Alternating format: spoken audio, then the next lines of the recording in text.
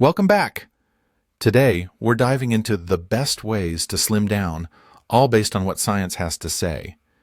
Yep, and let's be honest, weight loss advice is everywhere. But sorting fact from fiction isn't always easy. Totally. The blog we're referencing today cuts through the noise with some real research-backed methods.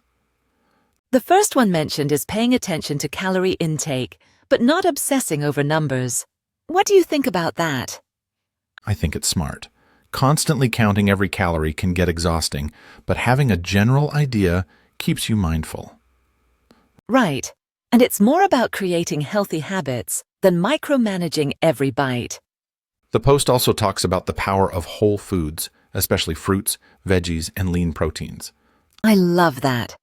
When I switched to more whole foods, I felt fuller and less tempted by snacks. Same here. And the fiber in those foods can really make a difference, keeping you satisfied longer. Speaking of satisfaction, the blog highlights mindful eating. Slowing down and enjoying your food can help prevent overeating. That's something I struggle with. Sometimes meals feel like a race, especially at work. Me too. But when I do slow down, I notice I actually enjoy my food more and eat less. Another point was about hydration. Sometimes we mistake thirst for hunger.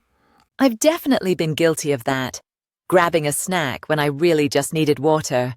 There's also a mention of physical activity, not just hitting the gym, but moving more throughout the day. That's huge. I started taking the stairs and walking during calls. It adds up without feeling like a workout. Exactly. Small changes can make a big difference over time. The blog also warns about miracle diets and quick fixes, which are everywhere online. Oh yeah, detox teas and weird supplements. Those are rarely backed by science. Plus, they can be downright dangerous. Sustainable changes are way more effective in the long run. One thing I found interesting was the section on sleep. Apparently, lack of sleep can sabotage weight loss. Yep, when I don't get enough rest, I crave carbs and sweets the next day. Same. The hormones that regulate hunger get all out of whack when we're tired. The blog suggests aiming for 7 to 9 hours a night. Do you usually get that? I try, but life happens. When I do, I notice I have more energy and fewer cravings. Another tip was managing stress. Chronic stress can actually cause weight gain, something people don't always consider. Stress eating is real. Sometimes a bad day sends me straight for the ice cream. Been there. The post recommends things like meditation or just taking some deep breaths to reset. I like the idea of focusing on progress, not perfection. The blog mentions that slip-ups are normal and not the end of the world. That's so important. One slice of cake doesn't mean you have to give up on your goals. Absolutely. It's about getting back on track, not guilt-tripping yourself.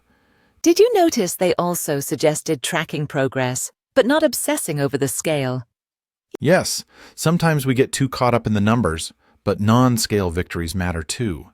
Like when your clothes fit better, or you have more energy for your day. Exactly. Or being able to hike without getting winded. That's a big win in my book. The blog also touches on social support. Having friends or family cheer you on makes a huge difference. 100%. Even just texting a friend about your goals can help keep you accountable. I've joined online groups before, and it's crazy how motivating it can be. It's also helpful to share struggles, not just successes. Everyone has ups and downs. For sure. And sometimes a friend's encouragement is the push you need to keep going. Another interesting point was setting realistic goals. Dropping 10 pounds in a week just isn't healthy. Exactly. Slow and steady wins the race. Think of the tortoise and the hare. I like that analogy. And focusing on building habits, not just hitting a number, is key. The blog also mentions the importance of patience. Results don't show up overnight. It's easy to get discouraged, but consistency really does pay off over time. I sometimes take progress photos to remind myself how far I've come, even if the scale doesn't move. That's a great idea. Visual reminders can be super motivating. Did the blog mention anything about cheat meals? Yes, it says occasional indulgences are fine and can actually help you stick to your plan long term. That makes sense. Depriving yourself can backfire and lead to binging later. Exactly. Enjoying a treat every now and then is part of a balanced lifestyle. There's also a part about meal planning and prepping. Have you tried that? I have, and it really helps avoid last-minute unhealthy choices. I'm not the best cook, but even prepping snacks makes a difference for me. Totally. Having healthy options ready to go is a game changer. The blog also warns against comparing yourself to others, especially on social media. That's a big one. Everyone's journey is different. What works for someone else might not work for you. It's easy to get discouraged when you see before and after photos online, but you don't know the full story. Right? Focus on your own progress and celebrate your wins, no matter how small. Speaking of wins, the blog encourages rewarding yourself for milestones, but not always with food. I love that idea. Maybe a new workout outfit or a fun outing instead of a donut. Or even just taking a relaxing bath after a tough week. Self-care is so important, especially on a health journey. Absolutely. The blog wraps up by reminding us that weight loss is personal, and there's no one-size-fits-all approach. That's such a good point. What matters most is finding what works for you and sticking with it. And being kind to yourself along the way. Progress, not perfection. If you're listening and feeling stuck, just remember, small steps add up and every day is a new chance. Couldn't have said it better. So, what's one change you want to make after reading this blog? Honestly, I want to prioritize sleep more. I think that's been my missing piece. For me, it's definitely slowing down when I eat. Less multitasking, more mindful meals.